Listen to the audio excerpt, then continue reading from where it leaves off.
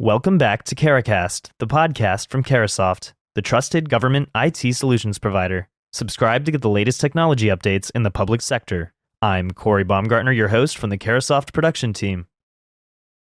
On behalf of Juniper Networks, we would like to welcome you to today's podcast, focused around how the technical community can assist the government to satisfy federal mandates with zero trust.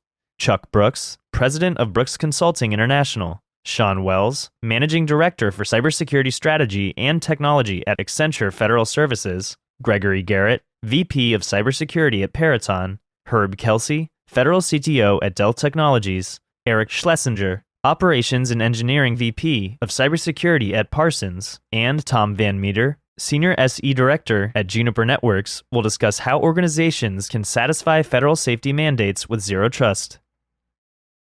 Welcome, everybody.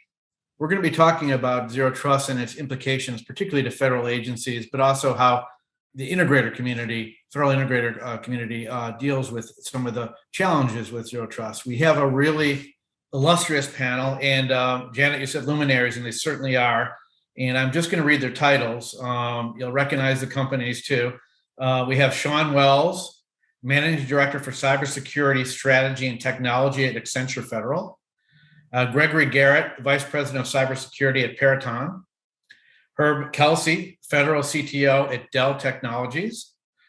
Eric Schlesinger, Operations and Engineering, Vice President, Cybersecurity at Parsons.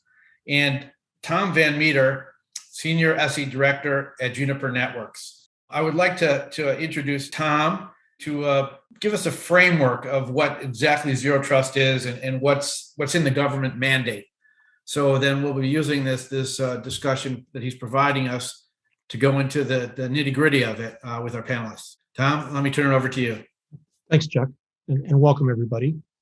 Zero trust is a data-centric design philosophy or strategy, if you will, to design secure networks. A properly designed zero trust network provides authenticated and authorized access to resources. And so when we talk about resources, we're talking about maybe raw data, or a server, or an application. And when we talk about authenticated and authorized access, we're saying that whoever, or it could be a device, like a security camera, whatever, wants to access that resource, they have to prove they are who they say they are.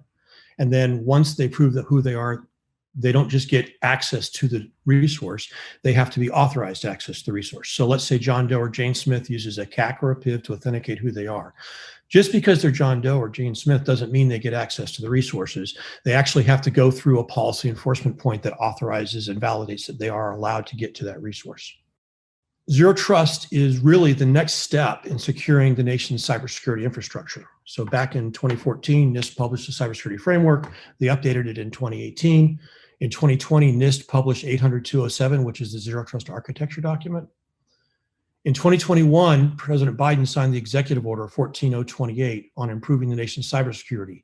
And one of the key things in that executive order was direction that federal civilian executive branch agencies implement zero trust architectures. And then in 2022, the Office of Management and Budget published a memorandum on federal zero trust strategy, and it identified a series of specific milestones that need to be accomplished by the end of fiscal year 2024.